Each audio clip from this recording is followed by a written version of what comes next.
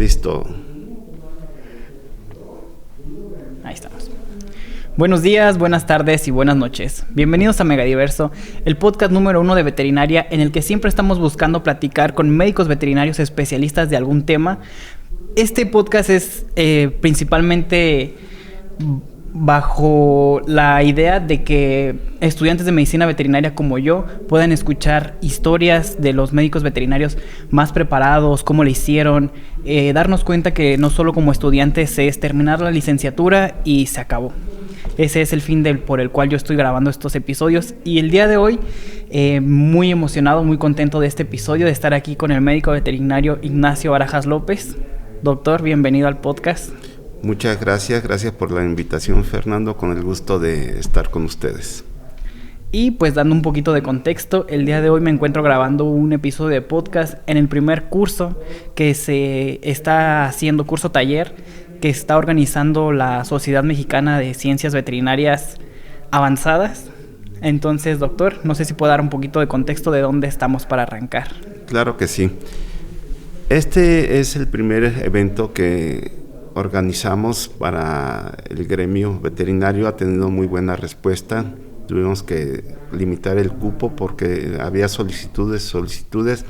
Por cuestiones de espacio, de logística, se cerró al número de asistentes, y es un curso taller de radiología clínica en pequeñas especies, pero el antecedente es que nace a partir de una exigencia que hay, una necesidad que hay en el gremio veterinario de la educación continua. Básicamente es necesario tener cursos de actualización que nos permita tener nuevos conocimientos, habilidades, destrezas para poder ofrecer un servicio profesional y de calidad, y esto va a permitir que las personas, los veterinarios, se puedan realizar profesionalmente y personalmente, y eso yo estoy convencido que se refleja en la realización familiar,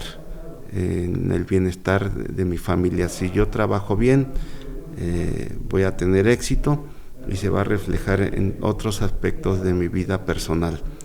Entonces, con un grupo de médicos veterinarios talentosos, exitosos, decidimos unir en base a estos intereses de que se siga ofreciendo una alternativa de mucha calidad de educación continua para el gremio en Morelia, en Michoacán, en México e internacionalmente. Y decidimos iniciar con este curso taller de radiología porque también tuvimos el apoyo de la industria, por ejemplo, IREXA, a través del señor Fabio tuvimos el apoyo decidido, y eso nos impulsó y nos permitió y poder invitar a diversos ponentes, así como participar los integrantes de esta sociedad. Me gustó haber empezado un poquito con este contexto, porque a lo mejor ahí de fondo se escucha un poquito lo que es el doctor Alexis, que está en este momento dando su ponencia, su plática, y pues emocionado de poder invitar a la gente, a los alumnos, a médicos veterinarios, estudiantes, pasantes, titulados, a que vengan a capacitarse este tipo de cursos. Y para iniciar ahora sí de bien en lo que es el podcast, olvidé presentar al médico. Para quienes no lo conozcan, el médico tiene estudios de posgrado, hizo su licenciatura en la Facultad de Medicina Veterinaria y Zootecnia aquí de la Michoacana, aquí en Morelia. Posteriormente hizo su estudio de posgrado en la UNAM en cirugía de perros y gatos, y posteriormente hizo estudio de posgrado en cardiología. Bueno, es una historia ya larga por el tiempo, pero sí me tocó, tuve la fortuna ahorita lo voy a explicar el de estudiar en lo que era la Escuela de Medicina Veterinaria y Zootecnia de la Universidad Michoacana de San Nicolás de Hidalgo. Orgulloso de ser nicolaita, sin embargo, me tocó un plan de estudios que se conoce como modular, sí, y que tenía un sesgo hacia la producción animal, y entonces no se abarcaban materias básicas como formalmente ni con profundidad como pudiera ser anatomía, fisiología, patología, inmunología, farmacología. De hecho, prácticamente estaba prohibido atender en estudios a especies que se consideraban no productivas como el perro, el gato, el caballo, porque por una cuestión ideológica y muy demagógica se decía que el país necesitaba proteína de origen animal para alimentar a la población mexicana y entonces a eso nos íbamos a dedicar. Entonces eso fue una limitante para muchas generaciones. Desafortunadamente tengo la sensación que muchos compañeros de mi generación frustraron su desarrollo profesional porque no tuvieron las bases. Entonces pues ya terminaron vendiendo celulares, o sea, todos los trabajos son buenos. Y la verdad es que la Universidad Michoacana de San Nicolás de Hidalgo siempre produce buenos ciudadanos, pero queríamos ser buenos veterinarios. Y entonces muchos no pudieron seguir desarrollando en esa área.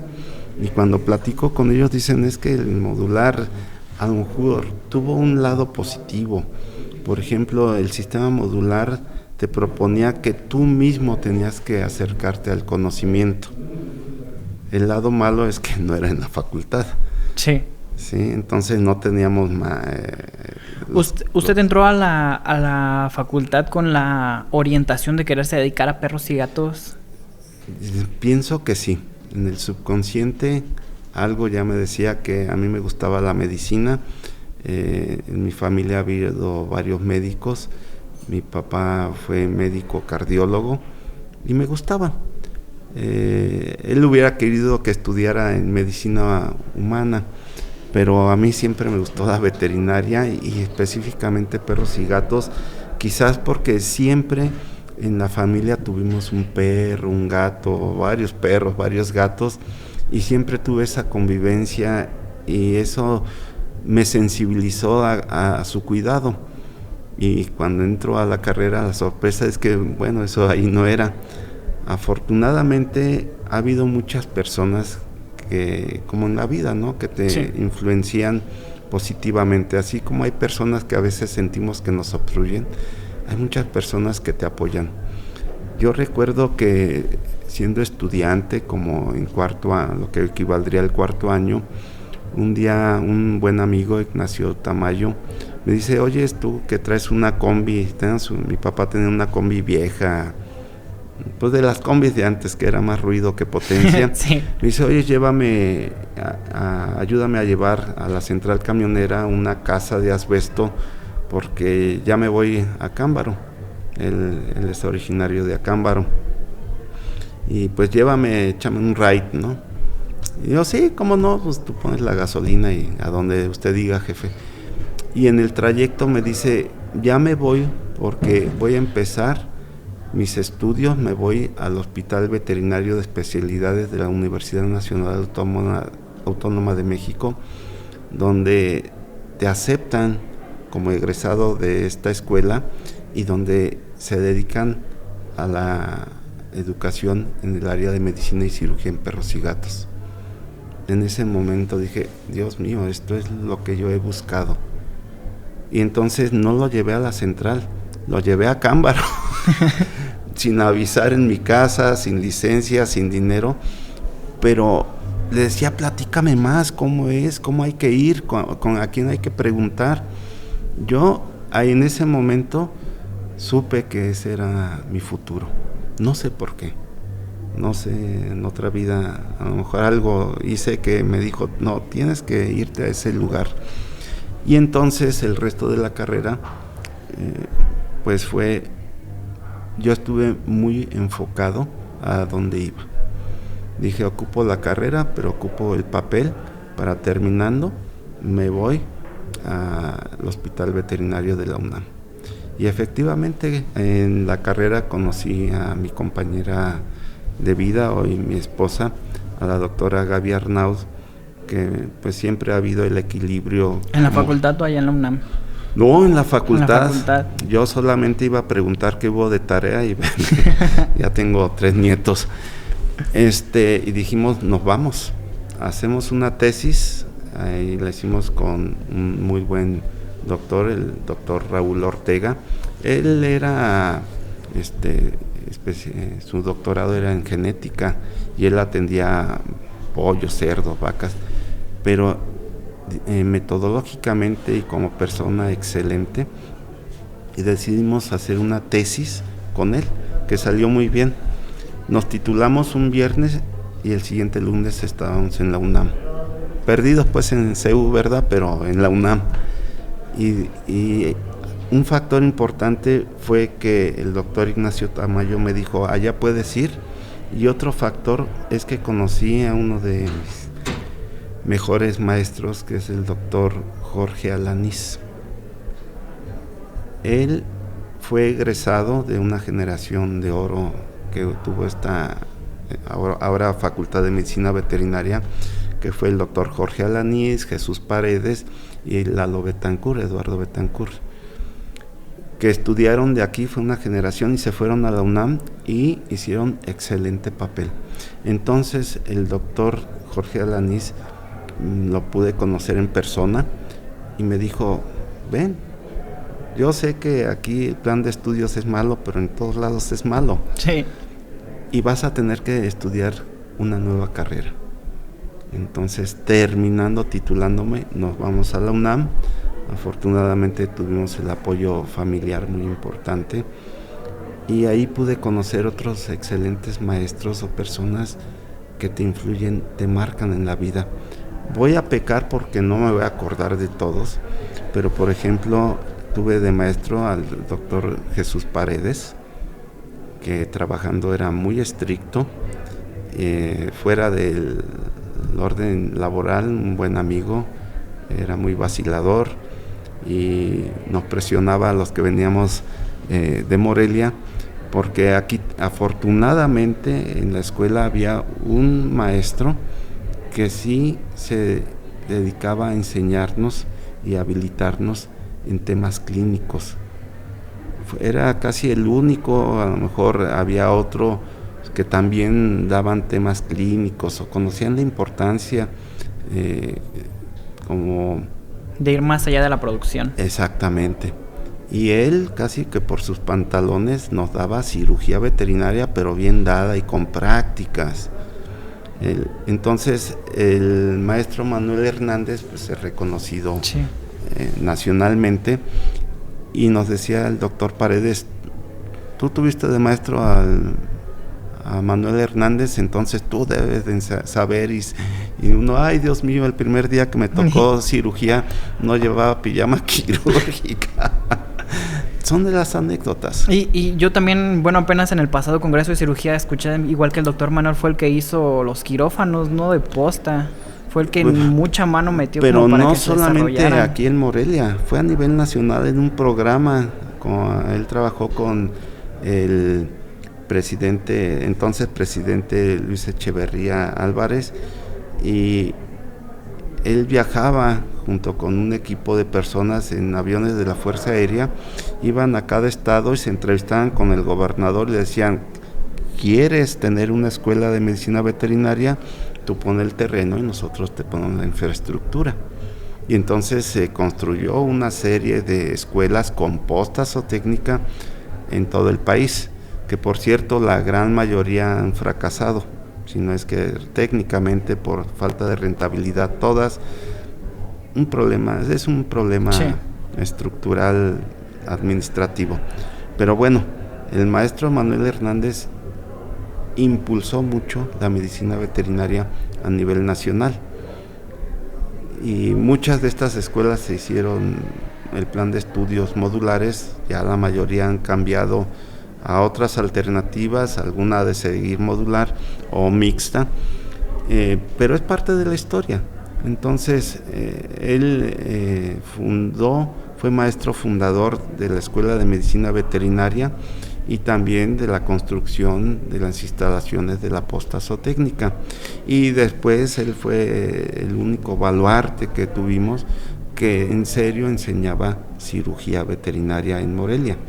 Y eso fue mi herramienta con la que llegué al hospital de la UNAM, pero realmente sí teníamos desventaja con otros compañeros de otros programas o que ya habían hecho estancia, residencia. Sin embargo, pues fue una experiencia muy bonita porque conoces gente.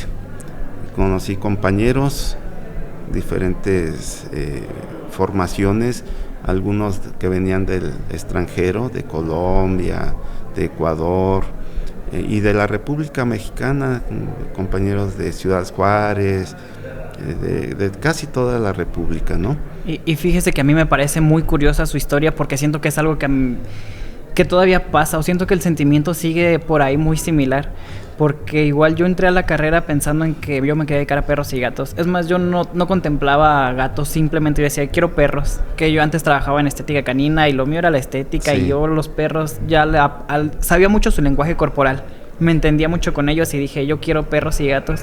Igual entro a la carrera y mi sorpresa es de que pues ya casi habiéndola terminado son 3 materias las que yo siento que digo, he regresado a recursarlas y a recursarlas porque me gusta. Y pues es muy importante eso de seguirse capacitando.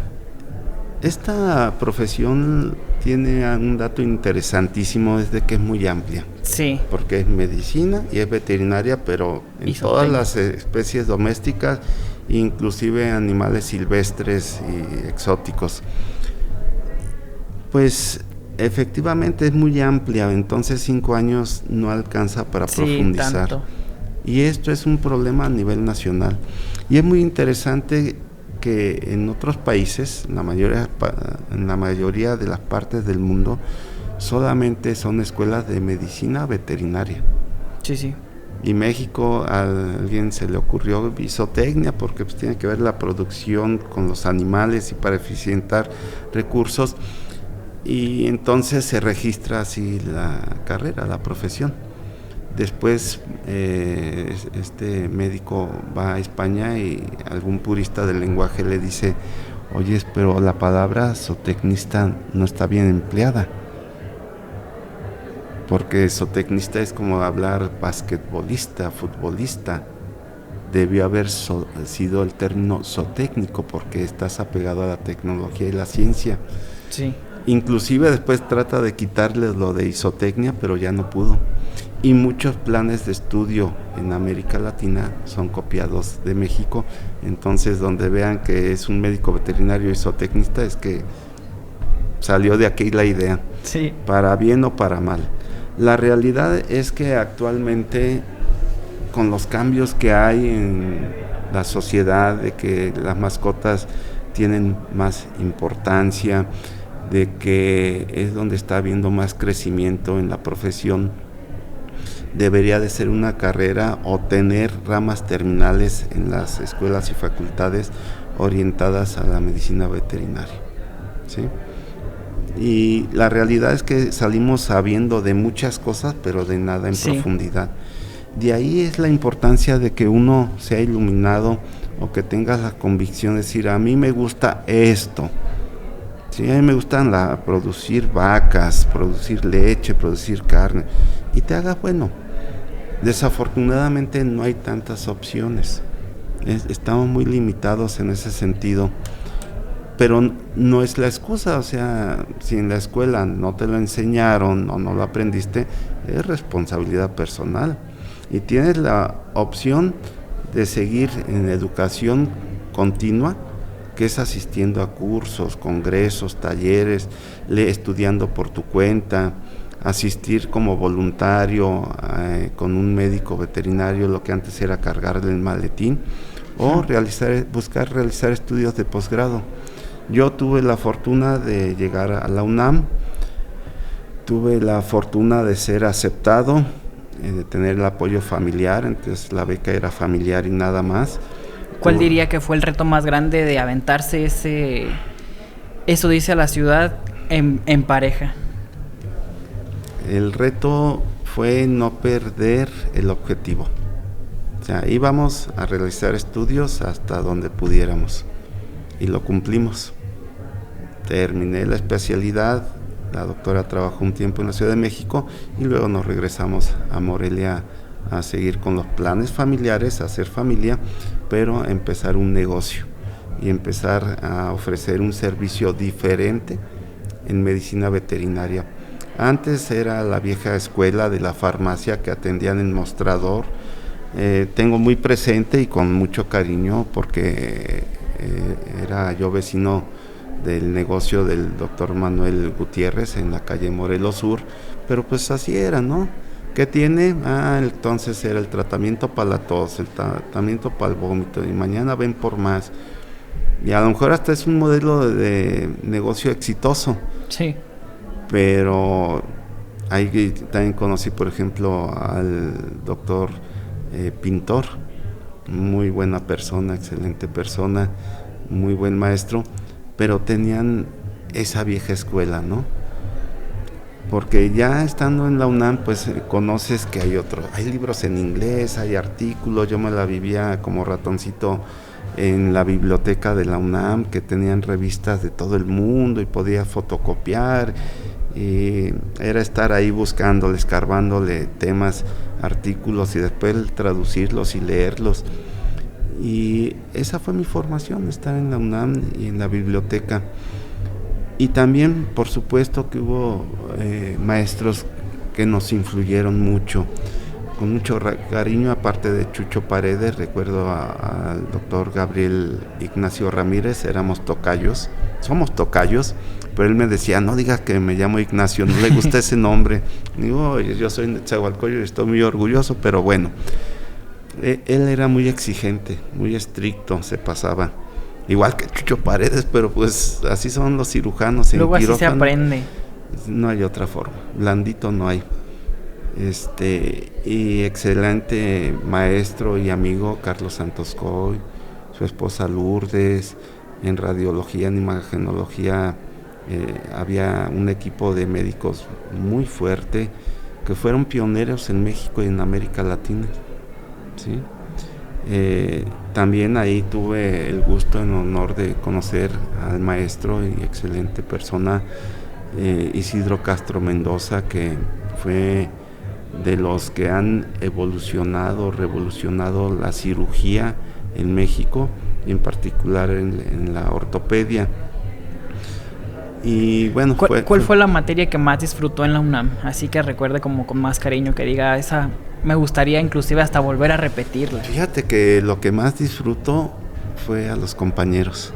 Sí. A lo mejor estando ahí juntos siempre había pleitos de trabajo, bromas muy pesadas.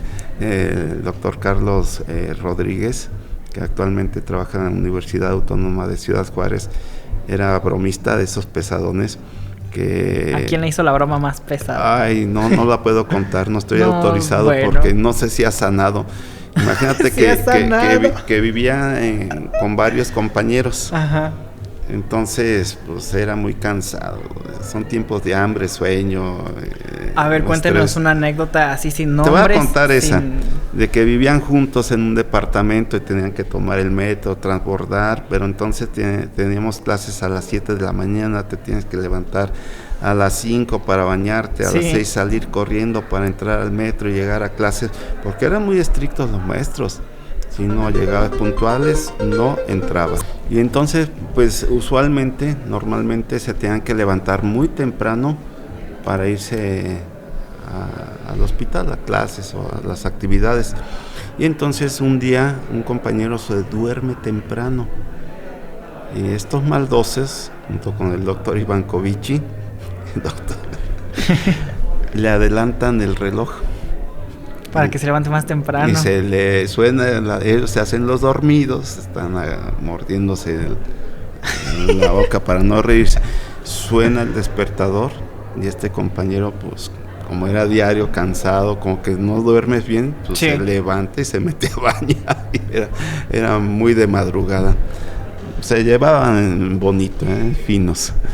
Pero bueno, eso es lo que más recuerdo, conocer personas diferentes, amigos que en la vida hemos seguido teniendo contacto, con el doctor Felipe de Puebla, el doctor Alejandro Camacho de Puebla, en Colombia, también varias compañeras que tuvieron la oportunidad de estar acá, como Eucaris, Elvis, bueno, no quiero seguir porque voy a pecar de que voy a omitir a alguien. Y se van. Sí, se va, la memoria ya nos falla. Y pues después de esta etapa logro terminar la especialidad, ¿sí? A lo mejor para sorpresa de alguno, porque a lo mejor en la prepa era muy disipado. Uh-huh. Sí, y termino, regreso a Morelia y pues regreso con la doctora Gaby ya a establecernos formalmente en Morelia y seguimos conociendo gente interesante, al doctor Eduardo Betancourt, con quien formamos un grupo de estudio, ¿sí? Y igual, fomentando siempre, desde siempre, la educación continua. ¿De qué se trataba ese grupo de estudio? Temas, nos reuníamos, platicábamos. ¿Pero nada más entre ustedes dos? No, hacíamos un grupo. Inclusive a lo mejor a algún maestro de los antiguos no le pareció que nos juntáramos porque pues él era el mero de la película. Y sí, pues, pero a nosotros nos gustaba juntarnos, platicar, hicimos una asociación y ya después evolucionó, ¿no? Después trabajamos en una asociación de médicos veterinarios de clínicas, era de Michoacán, con el doctor Gabriel García, muy buen amigo, muy buena persona, muy buen profesionista, y pues hacíamos cosas interesantes como poder invitar a diferentes médicos y ofrecer el conocimiento al que quisiera. Y además en el trato personal ha persistido ese contacto, ¿no? Esa amistad. Y él ha evolucionado actualmente, él se ha fortalecido mucho en el área empresarial, pero yo sé que él es buen médico y que sigue desarrollándose en el lado profesional. Posteriormente tuve la oportunidad de ser invitado a trabajar en la Facultad de Medicina Veterinaria. La primera persona que me dijo, oye, ¿por qué no vas a la Facultad de Veterinaria? Hace falta una suplencia en el laboratorio de la Unidad de Servicios de Apoyo al Diagnóstico en la Posta. Yo dije, no, yo eso no. A ver, yo soy de perros y gatos, sí sabía laboratorio porque pude hacer algunas estancias con el doctor Luis Núñez en el Departamento de Patología Clínica de la UNAM, sin obligación, sin que nadie me llevara a fuerzas. Procuraba y hacía estancias. Él me dijo, vente a hacer la especialidad, la haces en abono por semestre. Dije, no, lo mío es perros y gatos. Y finalmente, por consejo y orientación de amigos, familiares de la doctora Gaby, hago la suplencia, empiezo a hacer suplencias en la USAD. Y en una suplencia que estaba realizando, empieza a, pues por necesidad, de cambiar el plan de estudios al que actualmente está por unidades académicas integradoras, y un requisito que se tenía en aquel entonces para las escuelas o facultades para acreditarse, que era una necesidad porque se reflejaba en el presupuesto de la universidad, era que hubiera una clínica para perros y gatos, que decían clínica de pequeñas especies. Originalmente el que era director invita al doctor Eduardo Betancourt y hace buen trabajo, hace el diseño de la clínica en base a las instrucciones que da el rector Marco Aguilar, si mal no recuerdo. Dice, la clínica se va a hacer en este espacio, pero hacia adentro, no pueden hacer más construcción hacia afuera, y da un presupuesto. Y el doctor Lalo Betancourt no se complica, dice, voy a la UNAM, mido cuánto miden los consultorios, el quirófano. Para tener una orientación. Exactamente, y efectivamente así se hace, y la verdad es que ha sido funcional. Ahí trabaja en el diseño una arquitecta Edna, La verdad que a mí me gusta mucho su trabajo porque mira, tú has estado en la clínica veterinaria para perros y gatos de la Universidad Michoacana. ¿Te sientes a gusto adentro? Sí. Es que esos detalles de tener un buen arquitecto, los colores, la Sí ventilación. tiene muchos detalles muy padres. Por ejemplo, tiene internet en toda la clínica. Eso, o sea... El internet no está en el presupuesto, ¿eh? No está en el... Pero, o sea, los colores, esos diseños ¿cómo me te gustan. sientes? La iluminación. Y fíjate un detalle, cómo solo tiene una puerta principal. Sí. Y eso nos dijo, no, eso le va a dar control de quién entra, quién sale. Pero no te sientes encerrado realmente. Entonces yo pienso que hicieron un buen trabajo, a mí me gustó. A mí me tomó varios tiempo identificar dónde estaba porque yo decía, ¿por qué aquí está una ventana? Se supone que el quirófano tiene que estar aquí y me tocó, le di como muchas vueltas y me salía por afuera. Pero es funcional caminaba. y todo Me gusta. tiene un porqué. A lo mejor sí le ha faltado actualizarse en equipamiento, las jaulas, ya no, esas jaulas Ese sí es su punto de... no son funcionales, el equipamiento, bueno, no vamos a hablar de miserias ahorita. Sino que se necesitaba la clínica para... Y se tomó esa decisión por el rector, con apoyo del maestro Marco Sánchez, que era el director, y un día me dice, oye, tú sabes de perros y gatos, te quiero mañana aquí. Y yo pues me dejó querer, digo, pues ¿en qué soy bueno? Tú vas a apoyar y vas a dirigir que siga construyéndose la clínica. Los cimientos, el diseño fue de Eduardo Betancourt y yo le seguí. Y pues lógicamente hubo gente que no se sintió cómoda. Sí. Como que profesionalmente unos celos horribles, pero fue su problema, no el mío. Yo hice lo mejor que pude y abogué mucho para que se equipara, porque el diseño era nada más el espacio físico y ya.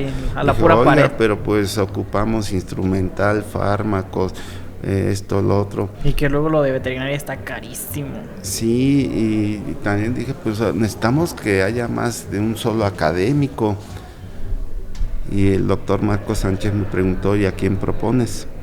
Y por supuesto que a quien yo conocía como excelente estudiante y profesionista, a la maestra Ana María Ríos Alanís. Me dice, ¿tiene su teléfono? Háblale y dile que mañana vengo acá. Así de rápido eran las cosas. Y yo quería que tuviéramos más académicos, porque 1 o 2 no es suficiente, pero el presupuesto no nos dio. Posteriormente se incorporó, en base a la necesidad, la doctora Norma Avilés Torres. Sí, ella también es egresada de esta facultad y tiene especialidad. Y posteriormente la doctora Norma Leti Andayensi también se incorporó, y posteriormente el patólogo Salvador Padilla. También me dijeron, bueno, le planteamos al director, necesitamos un patólogo, conocen uno, y pues le hablamos al doctor Salvador, y vino, vio y tomó su decisión, y bueno, ya llegó acá a Morelia.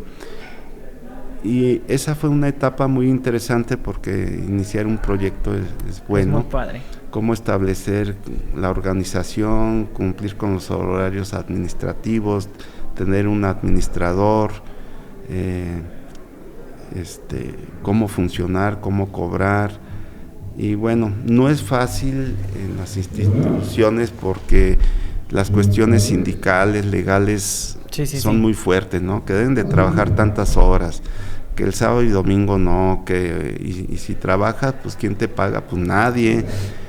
Pero también fue un cambio muy importante cuando cambia el plan de estudios, aunque no formalmente o por separado, sino por áreas integradoras. Ya se abarcan las materias básicas y se abarcan todas las especies, ¿sí? Y la clínica ha sido un espacio que ha permitido al que tiene interés de formarse en todo lo que puede, porque ya hace práctica profesional supervisada por un especialista, y entonces pueden hacer su servicio social o pueden hacer los programas de estancia rotatoria donde... Los doctores entraron con mucho power. Sí, entraron con mucho descansaron bien. ¿Quieres que hagamos una pausa? Seguimos. A mí no me molesta, ¿eh? A mí tampoco.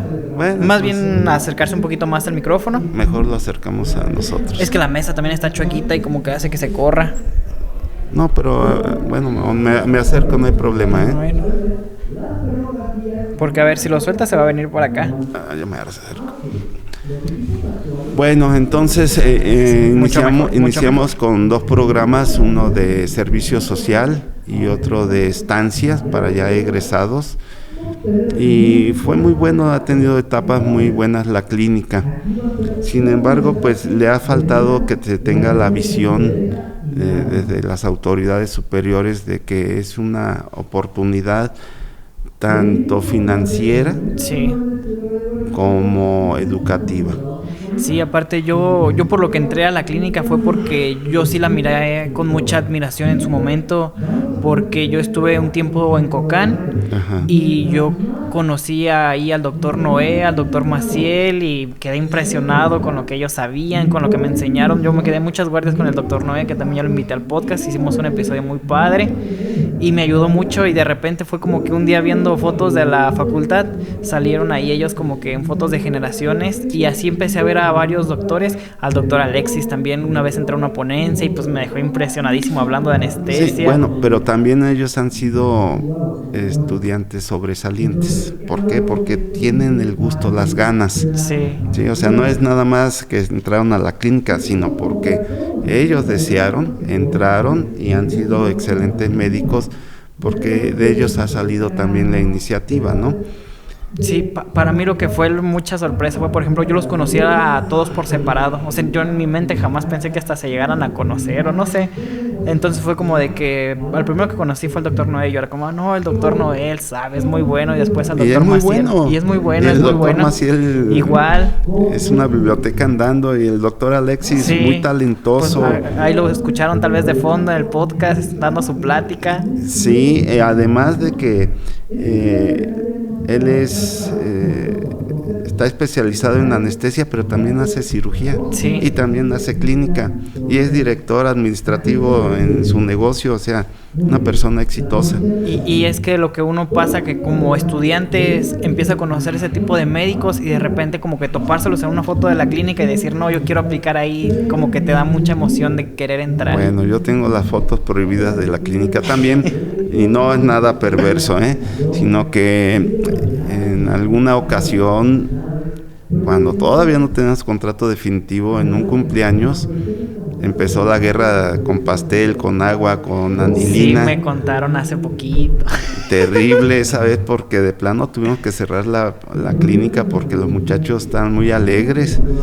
¿Se imaginan a las doctoras en plena batalla? Sí, que antes en la clínica, sí, que eran, yo no sé por qué se hicieron tan aguafiestas, y me dijeron, no, en los cumpleaños era aventarles agua y aventarles harina, y era un mojadero, y ahí al final pero todos de una limpiando. Forma espontánea. Y también otra etapa que me recuerdo mucho es de que al final del semestre hacíamos un viaje con todos. Llegamos a ir hasta la playa, hasta Faro de Bucerías, en una generación de unos chicos, pues eran muchos y eran muy alegres y buenos chicos. Hoy íbamos a hacer una fin de semana de campamento acá cerca del kilómetro 23, en una cabaña acampábamos. Y después lo emocionante era, no había internet, imagínense, no había luz, ir a caminar en la noche al campo. Sí. Y entrar a la casa embrujada, que había una casa derruida. Y ahora digo, ay, estos muchachos, ¿qué hacían ahí? Si actualmente ahí es un nido de coralillos, etcétera. Hola. Dios mío, nunca pasó nada malo. Qué bueno. Fue una etapa muy bonita, muy divertida, de convivencia sana. Pero bueno, son tiempos diferentes. Es bueno de platicarlo, porque no está peleado, por ejemplo, en ser buen médico, en capacitarte, en seguir estudiando, con el divertirte. Porque usted me cuenta que se llevan muchas bromas pesadas, que salían, que se iban de fiesta por allá, a cabañas, a playa. ¿A que no saben quién era quien hacía las bromas más pesadas? No se los voy a decir, Pero ¿Cuál fue la broma más pesada que usted llegó a hacer? No nos diga no, quién. la que me hicieron, me la aplicaron, no la puedo decir porque todavía lloro. Una tranquila, que le hayan hecho a usted. No. Pero sí es cierto, o sea, no está pesado, fíjate, viendo en retrospectiva, el estudio, el trabajo, con la convivencia y la amistad. Sí. Hay que saber equilibrar. Yo, por ejemplo, recuerdo mucha gente que ha influido en mi formación, y yo recuerdo que el primer curso que tomé de clínica en perros y gatos, yo iba en primer año. Y pues ya me nací a ir, que hubo un curso que organizó una generación de egresados en clínica en perros y gatos, sábados y domingos después de comer, pero ahí estábamos. A lo mejor no entendía ni la mitad de la terminología, sí, pero de ahí me nació el gusto.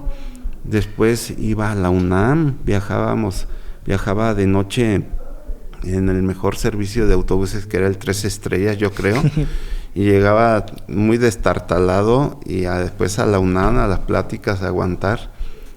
A lo mejor algún día pareció que me dormí, pero no es cierto. Estaba meditando el contenido. Y bueno, pues ahí escuché conferencias, cursos del doctor Carmichael, de las primeras personas que aisló el parvovirus a nivel mundial. Era maestro invitado en la UNAM, y pues iba a sus pláticas. Y después tuve la oportunidad de trabajar un poco con él haciendo, por microscopía electrónica, detección de coronavirus o parvovirus en perros en la UNAM. Encontramos puro parvovirus. Bueno, yo no hice la microscopía, él la hizo en su laboratorio, sí, en Estados Unidos, en Nueva York. Me dijo, no, puro parvovirus, no hay corona. Dije, muy interesante, lo anoto. Y conocer así diferentes maestros, el doctor Sames segundo, uno de los cirujanos más, voy a decir, potentes que he visto, porque hacía tejidos blandos de ortopedia con una decisión, una fuerza increíble, que decías, yo quiero ser como él. Pues no, nunca voy a ser tan güero, ¿verdad? Pero excelentes maestros que conoces. Y pues la educación continua, la verdad es que sí me ha marcado, sí ha hecho diferencia.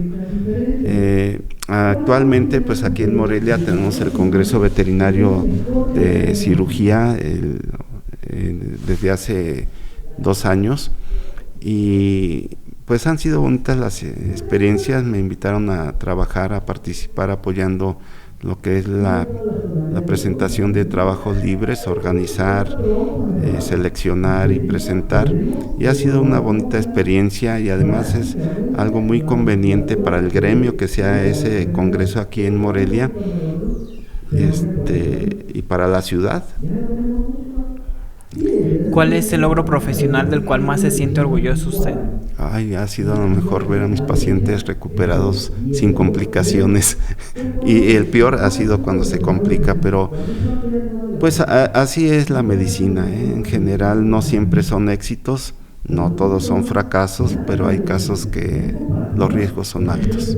¿Ha habido algún paciente a lo mejor que lo haya marcado, que recuerde así, que diga, este paciente lo recuerdo mucho por no algo? Sé. Pues es que han sido varios, no podría decir uno solo. Sí, a lo mejor algunos casos interesantes que han sido un reto en el diagnóstico, en el de tratamiento. Fue mi primer caso con un tumor en el páncreas productor de insulina, o sea, un insulinoma, que es un tumor muy pequeñito en un perro muy grande, y la dueña la queja es que su perro estaba poseído por el diablo porque convulsionaba. Sí. Sí, le daba temblores, se caía y convulsionaba, y ay, Dios mío. Entonces, ¿qué le hacíamos? ¿Estudios o un exorcismo o qué? Pero pudimos llegar al diagnóstico, se trató, vivió todavía más de 1 año bien, y después ya pues llegó a su fin, porque es un tumor muy agresivo, el insulinoma pancreático. ¿Cómo es que usted se ha logrado como desarrollar en el trato con las personas? Porque eso es algo que en la carrera pues no se nos da, y hay muchas personas que a veces no tienen como que la fuerza como para saberse dirigir a un tutor, y a veces hay tutores que se ponen muy agresivos o muy exigentes. Muy pesados. ¿Cómo es empezar como a desarrollar ese tipo de...? Sí, es muy importante, yo creo, tener seguridad en tu conocimiento. He tenido tutores muy creativos, muy chistositos, que lo que dices va y lo consulta con su médico en otro lado, en Estados Unidos, y entonces te están cuestionando. Me recuerdo con Gracia, una clienta que un día estaba yo en el negocio de la doctora Gaby, y desde la calle llega gritando, reclamando: doctor, es que el doctor Andrade me acaba de decir que el alimento de Gilsa es mejor que el de Purina. Dios mío, ¿con qué bases? O sea, no existe eso, sí, de que este es mejor que el otro. Son anécdotas, experiencias personales, pero no te pueden reclamar eso. Y esas son de los casos medio chistosos, ¿no? Ella estaba convencida porque otro médico le dijo que era mejor otra marca, aunque era también para el mismo problema renal, y eso no es cierto, pero puede pasar, ¿no? Y son anécdotas, así hay muchos, cada día hay algo diferente. Es lo interesante en esta profesión, de que no te vas a aburrir. Sí. Porque tienes pacientes muy lindos, los perros, los gatos, y también tienes dueños, en un abanico hay dueños muy buenos, comprensivos, solidarios, que están conscientes de la situación, y tenemos personas que pues creo que no. ¿Y cómo te forjas en eso? Porque sí es cierto, no hay en sí algo que te prepare para todos los casos. Primero es tener seguridad de lo que haces, y segundo, a mí me gusta mucho apoyarme en los estudios. Papelito habla, ¿sí? Y hemos aprendido que muchos procedimientos es bajo consentimiento informado. Nunca puedes decir esto va a ser fácil, esto lo curo, no, porque ahí es donde vienen las complicaciones. Hay que saber escuchar. Siempre con los clientes hay que saber escuchar, ver cuál es su problema o su inquietud, y tratar de dar una respuesta razonable, ¿sí? Un saludo al doctor Getsemaní, que habla muy fuerte. Se apasiona. Se emociona. Sí. Doctor, si usted fuera a poner una clínica veterinaria así, de nuevo, que regresara el tiempo y dijera, voy a abrirla, no tengo nada, pero tengo la experiencia. Tiene la experiencia que la y recursos para comprarse. Ajá. No, pues no trabajo. Para comprarse el material necesario, ¿qué sería lo primero que haría? Fíjate que es muy interesante esta pregunta. Y tengo noción de la respuesta, porque pues ya tenemos más de 30 años en el ejercicio profesional privado, y ahí se trata de tener equilibrios. Yo al principio me preocupé mucho por mi formación, porque sabía que había sido débil en la licenciatura. Entonces asistí a muchos cursos. ¿Cuántos cursos? Cerca de 100, recursos, talleres, diplomados. Pero cuando volteo a mi negocio y veo que lo que necesito es que sea rentable, tiene que haber un equilibrio con la administración. Sí. Entonces, si desde el principio hubiera tenido esa formación en la administración, con el conocimiento y el servicio, si pudiera regresar el tiempo, cuando lo platicamos con la doctora Gaby Arnauz, que ella es el lado administrativo, somos el yin y el yang. A mí no me dejen dinero porque ya hice una inversión, y ella es muy prudente y sabe el manejo administrativo. Decimos, es que hubiéramos empezado ahí. Antes de poner un negocio hay que hacer un plan de negocios, saber a qué segmento de la población quiero atender, a los ricos, a los más pobres, o a los que pueden pagar, o a los que quieren pagar, ¿sí? Sí. Entonces Eso es bien importante. Tú decides, ¿a quién quiero atender? Pues yo quiero atender al que quiere a su mascota, que lo ve como parte de su familia y que puede invertir en su salud y es responsable. Los demás no me importan. Oiga, doctor, es que el otro me cobra más barato. Yo te digo dónde es gratis. Sí. ¿Sí? No me importan eso. Oiga, usted cobra mucho. A mí no me buscan por barato, sino porque soy honesto y trato de resolver siempre los problemas. ¿Sí? Ese es el mensaje que nosotros tenemos, nuestra filosofía en Ave Centro Hospital Veterinario. Ser éticos, honestos, tratar muy bien a nuestros pacientes, porque si algo tenemos es amor por los perros, los gatos, pero tenemos una pasión por la medicina veterinaria. Y eso incluye el cuidado de la vida, del medio ambiente. Para mí, los colaboradores que trabajan con nosotros son la parte muy importante. Hay que tratarlos bien cuando te dan buenos resultados y no esclavizarlos ni salarios, son como cooperaciones ahí. No, eso no es suficiente. Y créeme que con nosotros han trabajado o han colaborado muchas personas que actualmente son médicos muy exitosos. El doctor Rafael Getsemaní, la doctora... es que otra vez voy a pecar de no acordarme sí. de todos, pero ahorita me acuerdo de Jesús Chuy Bigotito, así le decíamos de cariño al doctor Jesús, y otros, ¿no? Pero siempre hemos cuidado que sean como parte de una familia laboral, y siempre hemos tenido buenas respuestas. ¿Y qué haría? Bueno, primero en el plan de negocios es saber qué quieres atender. Sí. Quiero bañar y pelar perros, está bien. Y para muchos se gana bien, es mucho trabajo. Sí, es mucho trabajo. Y puedes tener problemas con los dueños, que se le cortó la piel, le sangró la uña, no quería ese corte, que al consentido de la casa te lo traen como trapeador, pero lo quieren esponjadito, ¿no? Está bien. Otros tienen la visión de vender y está bien. La gente tiene necesidad de comprar, entonces hay que ofrecerle cosas buenas.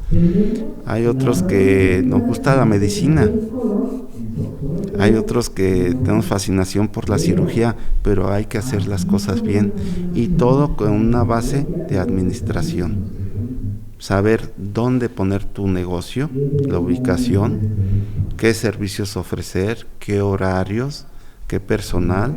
A lo mejor si yo regresara el tiempo, lo primero que pondría sería un recepcionista, que nunca tuve, ¿sí? Ahora viendo en retrospectiva dices, es que él te ayuda mucho, te soluciona mucho, te puede ser muy útil, ¿no? Y la verdad es que así como uno se especializa o buscas un segmento de clientela, también actualmente se busca como especialización de tu veterinaria. Yo soy urgencias 24 horas, pues lo tienes que cumplir. Aquí es pura medicina, aquí guardería, es válido todo. Pero ese concepto de que vamos a poder abarcar todas las áreas de servicios no es vigente. Es mejor ser bueno en algo, porque eso te ayuda a diferenciarte. Fíjate cómo en Morelia hay cerca de 700 servicios veterinarios, peluquerías veterinarias, consultorios, clínicas, hospitales, centros médicos, lo que quiera, el nombre que le quieras poner no está regulado. Pero todos ofrecen vacunas, desparasitación, rayos X, laboratorios, realmente a veces los subrogan. Venta de vitaminas, minerales, inyecciones, y todos dicen lo mismo. Entonces el usuario, o sea, tu cliente, ¿cómo te va a diferenciar? Tienes que ser bueno en algo. Eso es mi recomendación. Lo que a ti te guste, me gusta acariciar perritos. Bueno, pues logra monetizar eso, o sea, que sea rentable, y pues hazlo.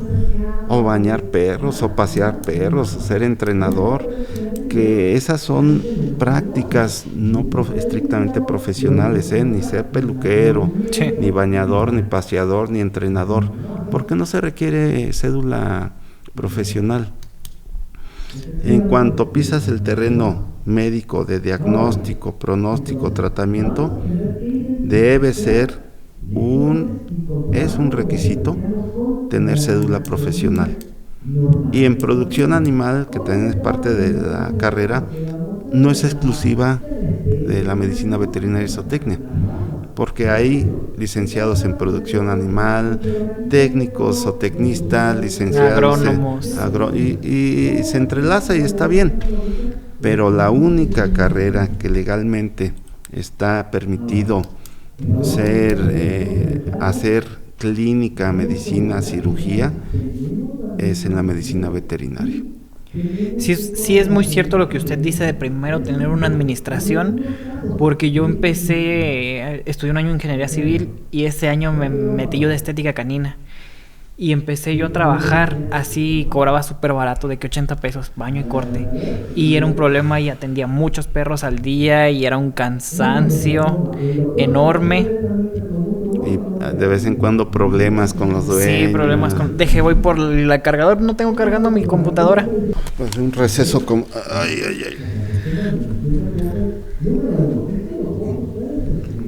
Te fuiste corriendo volando. Sí. Yo me empecé a especializar un poquito en la estética canina. Me empecé a tomar muchos cursos. Me fui a Ciudad de México me fui parte de la Asociación Mexicana de Estilistas Caninos Profesionales. Me especialicé en tijeras y me dediqué a eso. Empecé a cobrar mucho más caro. Ya nada más atiendo 3 perros al día y gano muchísimo más. Entonces sí fue como de que, ok, ¿quién quiero atender yo? A los perros que tienen un pelo bonito, que me dejen a mí estar con las tijeras y dejarlos bonitos. Entonces mi pregunta principalmente para usted era más, por ejemplo, si yo quiero poner una clínica, me quiero dedicar a una clínica, porque muchas veces como estudiantes de medicina veterinaria, a mí y a muchos compañeros con los que he llegado a platicar, es como de que en mi caso mi papá tiene una tienda de mascotas, no es veterinario, nada más tiene tienda de mascotas, y es como de que vámonos a poner nuestra clínica, pero ¿qué empezamos a poner? Ay. ¿Usted qué haría? Mira, lo primero que tenemos que hacer es revisar el marco legal, porque hay una normatividad que cumplir, por ejemplo, tener médico adyuvante, administrador, estar dado de alta en el SAT, porque ahí tienes que decir, ¿tengo un changarro o tengo un negocio? Uh-huh. Si tienes changarro, pues nunca va a estar registrado ni a cumplir ninguna normas. A lo mejor inicialmente no puedes, y eso legalmente es permitido, pero cuando tienes éxito y te va bien, tienes que registrar y tratar de cumplir toda la normatividad.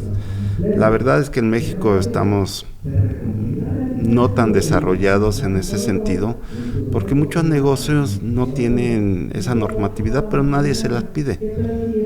Y el que la tiene resulta ser que es al que le están revisando, le están presionando, sí. Estás pagando y no te dan ninguna ventaja, ningún hándicap.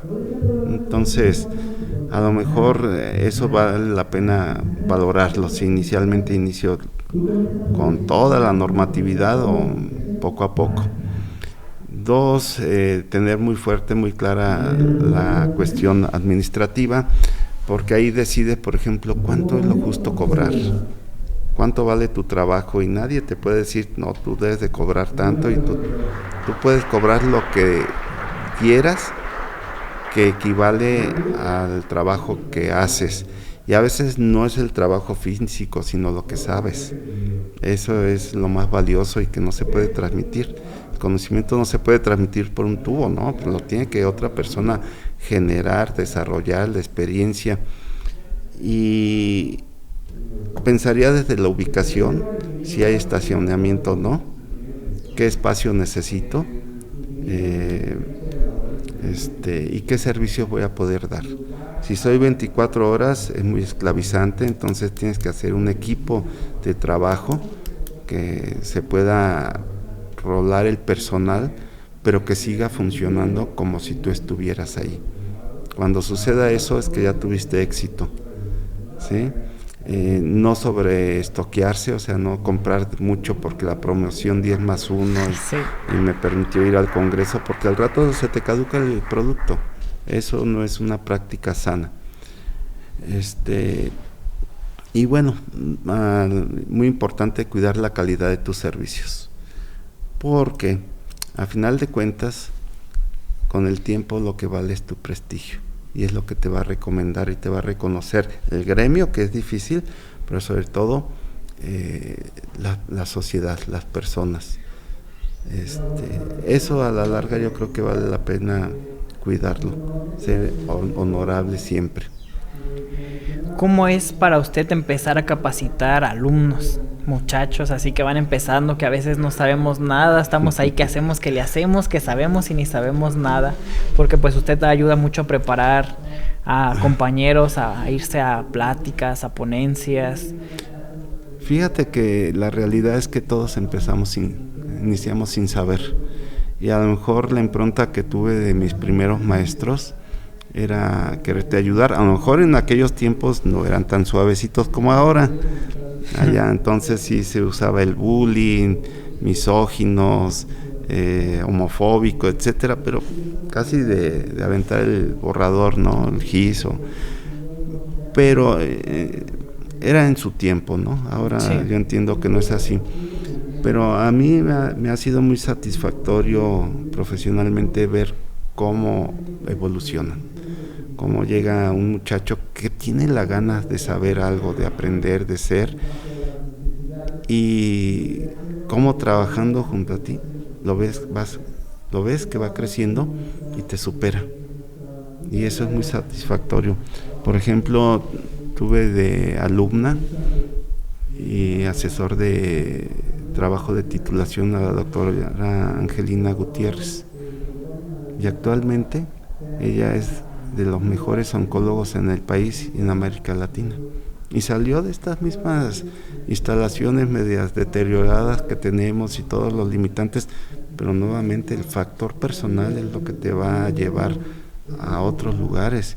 Pudo hacer una especialidad, pudo hacer una maestría, pudo hacer estancias en otras universidades en Estados Unidos, y actualmente es una referente, una ponente en muchas conferencias, y eso es lo satisfactorio.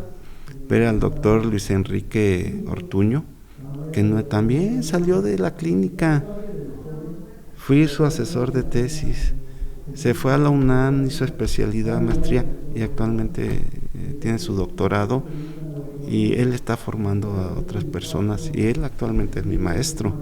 Entonces, eso es lo que me ha dado más satisfacción.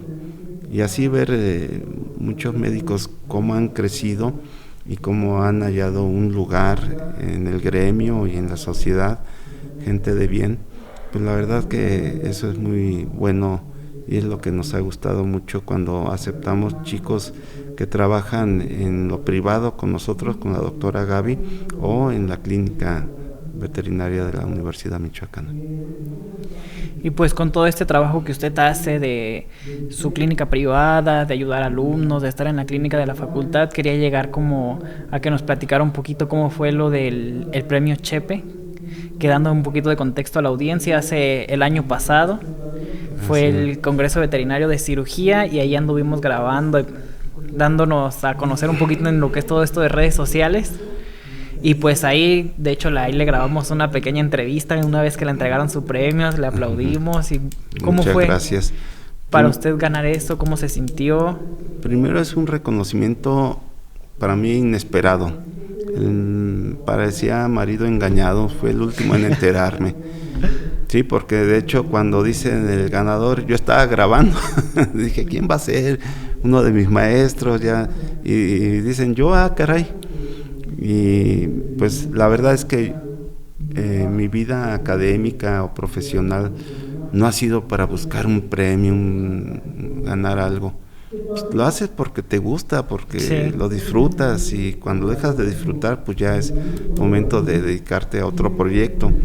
Entonces para mí fue inesperado, y decía, ¿por qué? Y fue bueno que haya sido para alguien de Morelia, de Michoacán. Y en cirugía pues tenemos una tradición desde el maestro Manuel Hernández, que fue él también este año, en 2024, recibió este reconocimiento. Y a lo mejor fue por ese trabajo académico. Nosotros hemos participado varias veces en un encuentro nacional de escuelas y facultades de enseñanza en medicina en perros y gatos, que se realiza cada año en la ciudad de León, que lo organiza el Departamento de Medicina, Cirugía y Zootecnia de Pequeñas Especies de la UNAM, y hemos llevado a alumnos que hoy son excelentes profesionistas, y creo que somos los que, estos alumnos asesorados, con los que hemos ganado más veces, primero, segundo, tercero, de todos los que hemos participado. Entonces ya nos dicen, ahí vienen los de la Michoacana, vamos a echarle jiribilla. Pero pues no ha sido así, no participamos porque quiero ganar, no, pues porque hay que impulsar a los muchachos, eso les permite crecer y profesionalmente se va a reflejar, y así ha sucedido. Entonces para mí fue inesperado, estoy muy agradecido con el organizador de este Congreso Veterinario de Cirugía, que hayan elegido como sede Morelia, y este reconocimiento, la verdad que inesperado, a lo mejor inmerecido, pero bueno, pues así es la vida. Y la verdad que los disfrutamos mucho con mi esposa, con mi familia y pues con mi entorno profesional y de amigos. Pues muy bien, doctor, a lo mejor para cerrar este episodio de podcast, quiero yo compartirle a la audiencia y a usted algo que yo me he dado cuenta a lo largo pues de la carrera. Es de que muchas veces, a veces las profesiones que estudiamos como personas, no hay un trabajo dignificante.